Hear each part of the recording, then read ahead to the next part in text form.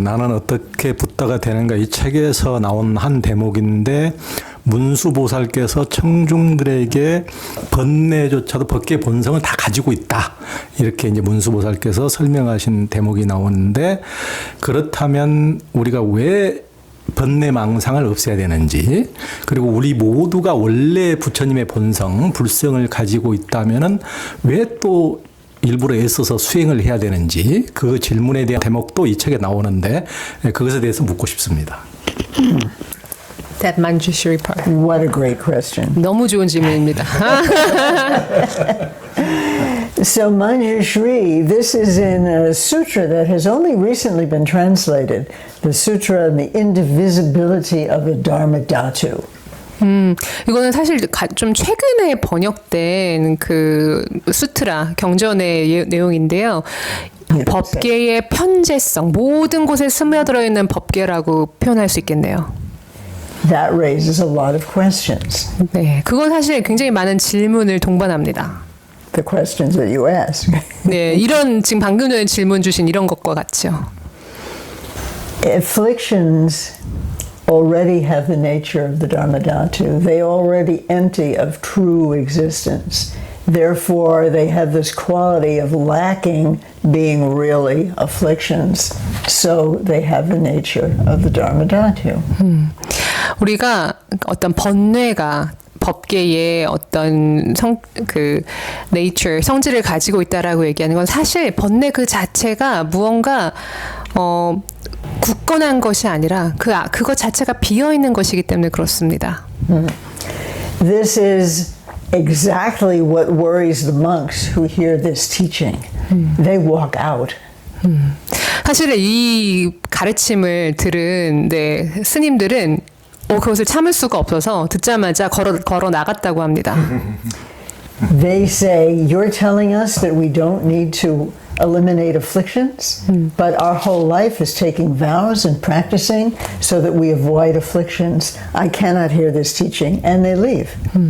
그 경전에 따르면 그 얘기를 들은 스님들이 아니 우리가 평생을 번뇌를 없애고자 번뇌를 소멸하고자 이렇게 수행을 해왔는데 번뇌가 없단 말입니까? 나는 이 말을 들을 수가 없어요. 하고 다 나가버렸습니다. And this is a Mahayana Sutra from India, and it is amazingly supportive of Dzogchen perspective.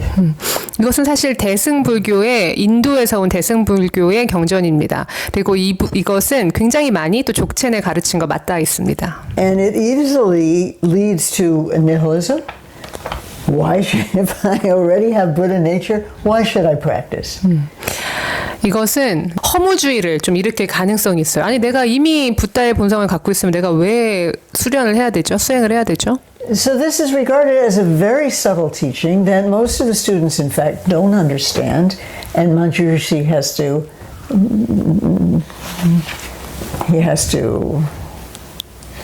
guide them back to the teaching slowly, but that would be another story. You can cut that. You could cut that out of the tape. But I want to say this question of if we already have Buddha nature, why do we need to practice? Is exactly why for Dzogchen one has to do a lot of practice to recognize that we don't actually, both that we don't contact our Buddha nature right now, we are very deluded, and yet at the same time that delusion is not a fixture of our nature. So that's kind of a middle way. We do have to practice, and Buddha nature is already there. 왜 그러면 족첸에서 수행을 해야 하는가? 사실 붓다 네이처, 우리의 붓다의 본성은 거기 있습니다. 하지만 또 한편으로 우리는 수많은 번뇌와 그리고 무지 속에 또 휩싸여 있죠. 하지만 번뇌와 무지는 우리가 생각한 것처럼 고정된 어떤 실체가 있는 것이 아닙니다. 그렇기 때문에 우리는 수행을 통해 이것을 줄이고 붓다의 본성을 만나야 하는 것이죠. And just back for a moment to the thing about why thought can't access Buddha nature. Wisdom is by definition free of concept, free of frills, elaborations, free of conceptual activity. 여기서 한 가지 더 하고 싶습니다. 왜 생각이, 우리의 컨셉, 생각이 우리의 붓다의 본성일 수가 없는가? 왜냐하면 위즈덤, 지혜 그 자체는 말로 표현할 수 없고 생각으로 표현할 수 없는 그런 것이기 때문입니다. Mind is like space, Longchenpa says, but it's not space. It's suffused with wisdom. 롱첸 랍잠이 말하길 마음은 마치 공간과 같다. 하지만 공간 그 자체는 아니다. 마음은 지혜로 스며들어져 있는 공간이다. The image of a sunlit sky. It's space and luminous, and you can't separate them. 햇살로 가득 찬 하늘을 생각해 보세요. 햇살과 하늘은 분리될 수 없습니다.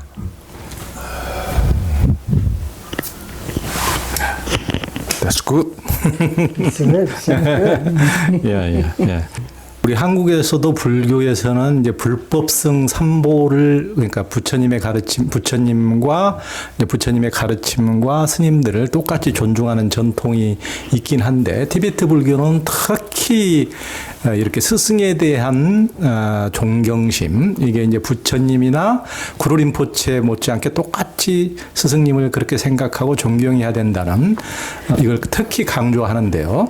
그 가르침은 이해가 가는데 실제 현실적으로 스승 중에서 미국에서도 가르침을 펴신 스승 중에서도 성적 추문이라든가 뭐 부패라든가 이런 게 연루된 분들도 많이 있고 현실적으로 뭐 림포체 중에서도 이제 그런 분들이 있어서 이제 달라이라마차도 굉장히 그런 분들을 질책하고 이런 일들이 저도 들은 적이 있는데 절대 권력은 절대 부패한다고 정치에서도 그렇듯이 너무 개인을 신격화하거나 이렇게 하면은 어떤 문제가 됐을 때 돌이킬 수 없는 피해자가 또 발생할 수 있는데 그런 문제에 대해서 나는 어떻게 붓다가 되는가 이걸 남아현도 이제 언급을 좀 하셨는데 그 문제에 대해서 어떻게 생각하십니까?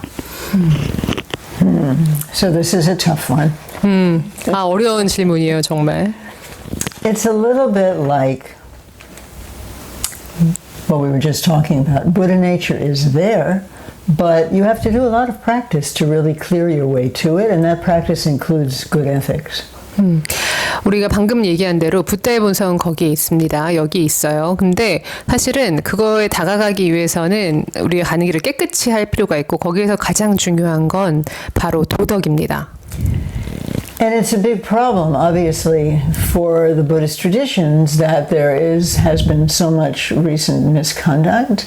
It's a problem not only because people get harmed, 사실 우리 불교계 안에서도 뭐 알려진 바와 같이 굉장히 많은 어떤 추문이나 잘못된 행동들이 있었어요. it also raises real questions about, well, wait a second, I thought once you really see your Buddha nature that all the good qualities come forth and all the bad qualities dissolve.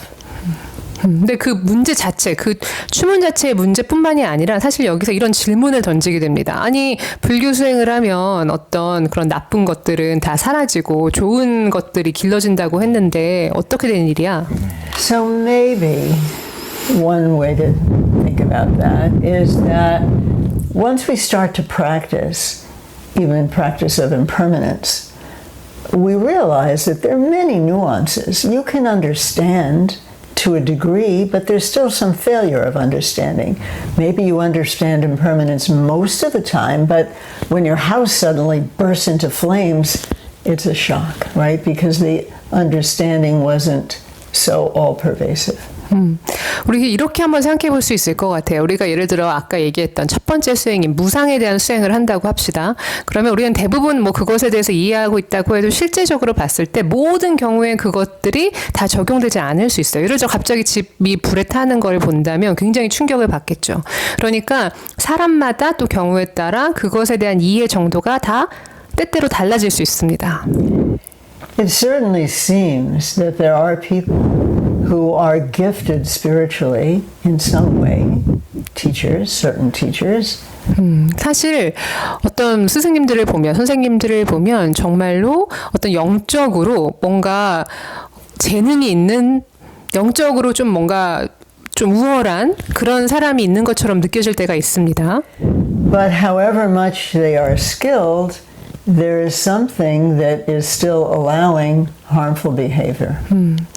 그렇지만 그분들이 얼마나 어떤 그러한 것들을 가졌든 간에 어쨌든 간에 거기에 간혹 남들에게 해를 끼치는 그런 행동들이 들어갈 수 있어요. And this is very devastating for people in those communities because, as you say, there is a strong teaching within, especially Dzogchen and Tantra traditions, to see your teacher as a perfect Buddha. 사실 그거는 그 커뮤니티, 그런 스승을 가진 커뮤니티 안에 있는 사람에게는 굉장히 어떻게 생각하면은 너무 절망적이고 슬픈 일입니다. 왜냐하면 정말로 티벳에서는 스승을 완전한 붓다로 보도록 가르치거든요. So it's complicated. 그건 복잡한 문제예요. I mean, I think our first concern is that people not be harmed. Harmful conduct needs to be stopped. 저는 저의 아주 첫 번째 염려는 다른 사람에게 해를 끼치면 안 된다는 것. 그렇기 때문에 그런 행동이 있으면 그건 반드시 멈춰야 한다는 겁니다. There are some potential protections built into the system. You know, traditionally one is told to observe a teacher for many years before, okay, I see you as a Buddha and I will do whatever you say. 그래서 한 가지 그래도 좀 어떤 방지법을 생각해 본다면 전통적으로는 스승을 정하기 전에 몇 년 동안 지켜봐라 이렇게 얘기했습니다. I don't know how many Westerners do that. 근데 저는 사실 지금 서양 불교에서 얼마나 많은 수행자들이 그렇게 하는지 잘 모르겠어요. Jigme Nyingma said, I learned only recently, that the injunction to do whatever your teacher says only follows if your teacher is not a demon. 사실 직메링파가 이런 말을 했다는 걸 저도 얼마 전에 발견했는데요. 직메링파가 스승이 한 말을 무엇이든 들어라. 오직 그 스승이 나쁜 사람이 아닌 경우에만. So how do you know if your teacher is a demon? 우리가 어떻게 스승이 나쁜 사람, 디몬, 악마가 아니라는 걸 알까요? You know, I think maybe what we just can say out of common sense is that harm can't be allowed, and when it is occurring, it needs to be addressed. And maybe we can't second guess the exact rank of realization of anybody, but something isn't working in the community, and it will have to be addressed. 그래서 우리는 여기서 첫 번째 원칙은 만약에 남에게 해를 끼치는 행동이 있다면 바로 즉시 멈춰줘야 되고, 그리고 그것이 반복되지 않도록 노력해야 되고, 그래서 그 스승이 아무리 뭐 유명하고 뭐 높은 경제 이렇다고 하고 뭐 얼마나 대단한 스승이라고 해도 문제가 되지 않습니다. 만약 어떤 해를 끼치는 행동을 했다면 즉각적으로 멈춰야 합니다. I mean, it's a little bit the same problem with the Dharmadhatu. And, you know, if every affliction actually has some purity in it, then maybe it's okay what the teacher is doing. Philosophically, that might be helpful to feel that way, but it's not okay when the result is, you know, sexual harassment, harming of various kinds. We still have to say it's not okay. 이거는 아까 다르마다투에 대한 얘기와 비슷합니다. 우리가 모든 어떤 번뇌나 이런 것들이 그 다르마다투 법계의 순수성을 담고 있다면 괜찮은 거 아니야? 이렇게 철학적으로는 생각할 수 있겠죠. 하지만 이게 누군가를 해치는 일이라면 전혀 그렇지 않습니다. 그건 즉각적으로 멈춰줘야 됩니다.